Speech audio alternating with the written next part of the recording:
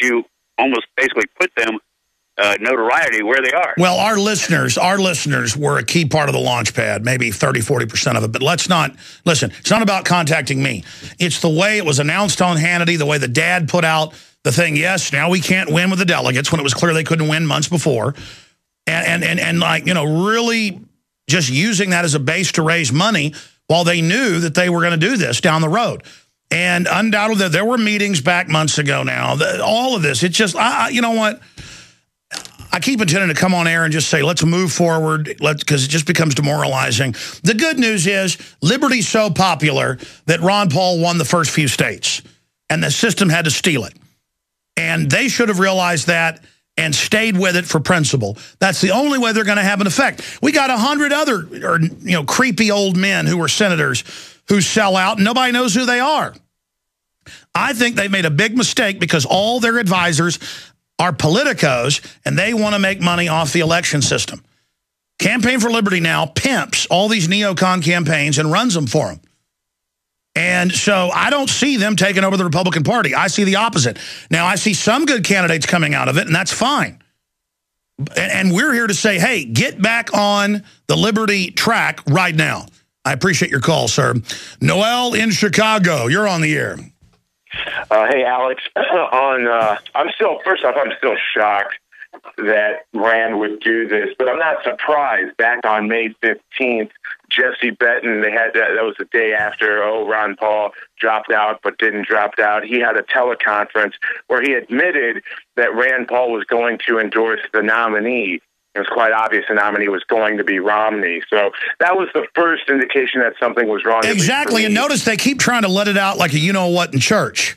Okay, our campaign's over, but it's not. Supporters keep giving us money. Oh, we're still going to Tampa, but be respectful, and we're not going to win. By the way, Mitt Romney, exactly. They're playing politics with us, and I don't like that. Anything else? Yeah, on Friday I interviewed Rand Paul in Chicago at the CPAC Chicago convention, and it was just so odd seeing Rand Paul. I asked him about Bilderberg. I asked him about... Wait a minute, are you the guy that asked him about Bilderberg and he runs off? Yes. Stay there. We got the video. Coming up, Gattaca becomes a reality as scientists abort babies for 3,500 genetic defects. Things that are also a lot of times connected to advanced intelligence and other attributes. Just amazing tyranny on that front. In fact, guys, I just saw that article this morning but never printed it. Will you print me that article at Infowars.com? Thank you. All right, we're continuing with your calls. We're going to go to Stephen, John, Scott, and others in a minute. But Noel in Chicago, I remember just a few months ago, We Are Change, Luke Rudowski talked to Senator Paul about Bilderberg, and he said it's a bad group and should be investigated. He was asked by reporters in Chicago Friday, and I believe it's the same guy that just got in. We'll play the clip and then ask Noel if this is him. And Rand said, look, I mean, he never really answers the earlier questions. And then he says, well, I've already talked to you. And then he walks away, no comment. I thought it was Barbara Boxer or something. Again, they're now making political decisions. I mean, listen to this Hunter guy, in the Campaign for Liberty going, well, we've got to do this to make Republicans like us. No, you take them over. You educate them. You don't, again, if he would have come out at the thing and said, well, he's our nominee, I'll be encouraging you, Mitt, to do the right thing, then it'd be, well, okay, but instead we've got a lot in common. And clearly he wants the VP slot. I mean, that's what's going on. It's about their political dynasty having power, not about doing the right thing. Let's go ahead and play this clip. Here's Rand Paul Friday being questioned about Bilderberg. Senator, can I just one quick question as we can walk and talk? I already gave you a couple. I got to keep going. Just walk and talk. It was reported Senator John Kerry was at the Bilderberg meeting in Virginia. Would you support looking into whether or not he violated the Logan Act? No comment.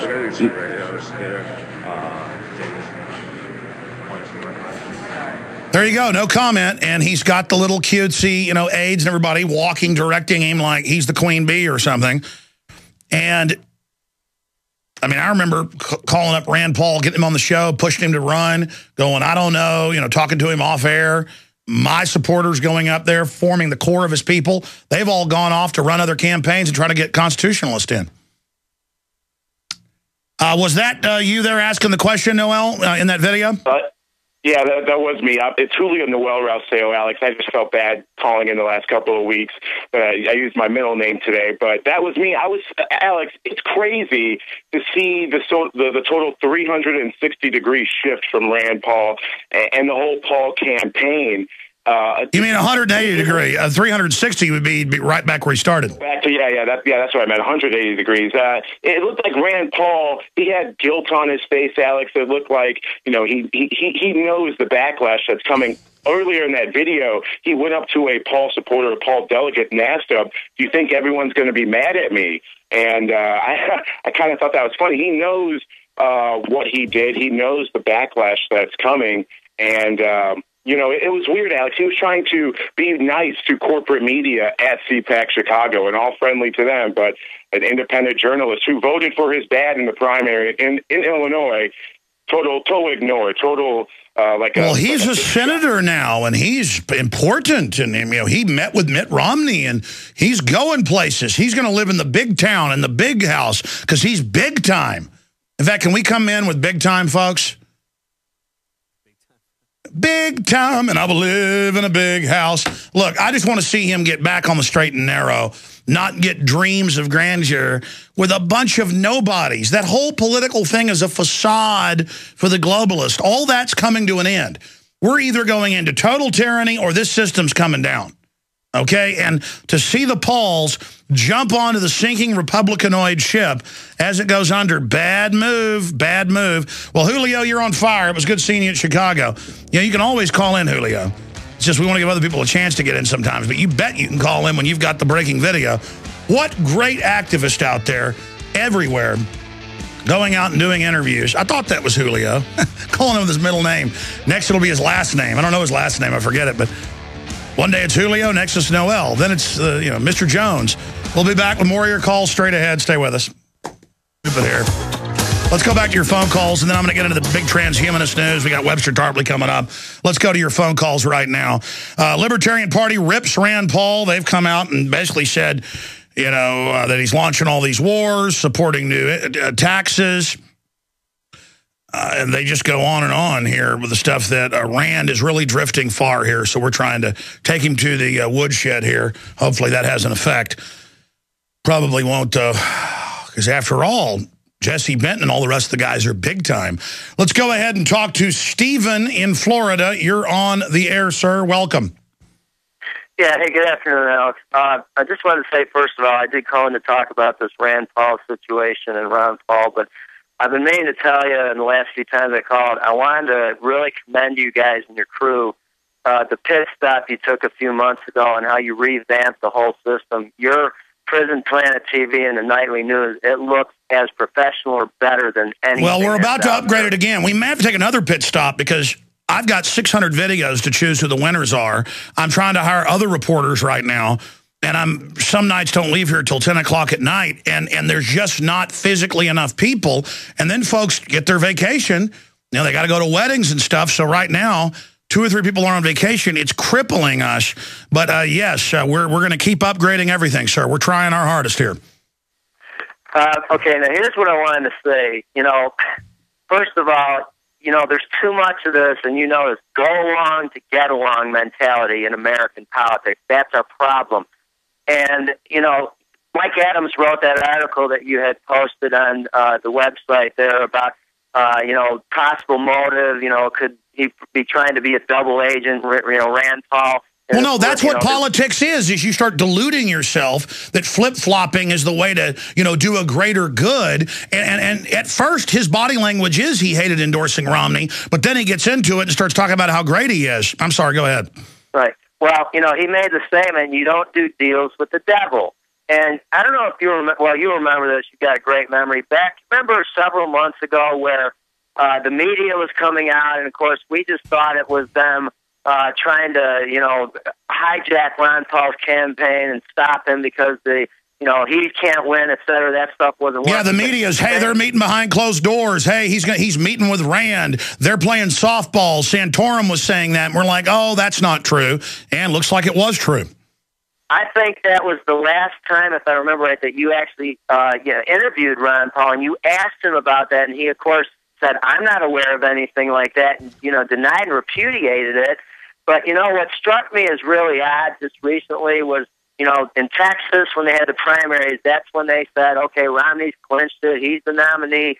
But not long before that, if you remember, Ron Paul, and you've hit on this a lot, he just all of a sudden said, we're not going to focus on campaigning in these states. We're just going to focus on the delegate process. Yeah, that was the behind-the-scenes operation that the deals had already been made. Exactly. Yeah, that just struck me as so odd. It's like, you sound like you're just giving up and quitting, because here's the thing. It doesn't matter what kind of opposition you're getting or who's saying what or whatever. If you really believe in what you're professing to stand for and you're a person of integrity, you're going to stand to the end and endure. If you remember in Monty Python, they put out that In Search of the Holy Grail, and I don't advocate this movie, but there was a scene with the Black Knight. The guy in search of it, he cut off his arm. And it's a mere flesh wound. I am the knights that say neat. I'll still fight you. Neat. That's the thing. Maybe they did cut, a shrubbery legs off, so to speak, with, the attacks and everything. But even if you can't win, so-called, you still stick by the stuff and stand by your principles. And, Alex, I'll just finish with this. They say every man has his price. Not the man who sold out. He has nothing to sell, no matter how high the price is. I hear you, and I appreciate all the points you've made. Look,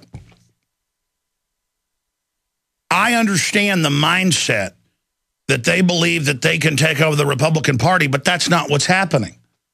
And this is not compromise. We always give in, and the system always says, be reasonable, give us a little of what we want, and then we give them what they want. Be reasonable, give us a little bit of what we want. And there's more and more people that are realizing that's why we've gotten in this position. But it's almost a diversion to even talk about this. This just illustrates how bankrupt the political process is. Every time we stand up and don't back off, we win. For decades, they said there was no such thing as Agenda 21. Now they've had to admit it's real and are having to have a debate with us. Americans haven't backed off on the Second Amendment and have said, no, we're not putting up with it. And so now we're starting to reverse some of the stuff. Same thing on abortion. Who is strong is who knows they're right and doesn't compromise. We have the moral high ground, but we don't use it. We don't use it. Ron Paul is not even that good of a speaker. He's a historian, economist, smart guy, not a very eloquent speaker. But he was very popular because he didn't compromise. That's all he had. That's all they had. That was the magic. That in a world of universal deceit, telling the truth was a revolutionary act. And the minute you start playing politics, I mean, if you do it a little bit, because I've seen Ron Paul confronted on 9/11, and he knows about false flag. He's very informed. He's like, I'm sorry, I just haven't had a lot of time to look into it. I know Ron Paul's a good guy at heart. But obviously, they're scared of 9/11 truth. And I understood that politics-wise, so said, leave them alone on that issue. So, I'm being a hypocrite because I'm saying, hey, you've got to be a purist. None of us are totally pure. We do little things. But when you say, hey, Mitt Romney's a great guy, and then defend it, and then a bunch of other things their people have done, that's why you put it all together. We're letting them know this is a big deal. Hey, buddy, if you want to compromise, we can vote for other people, too, that are compromising.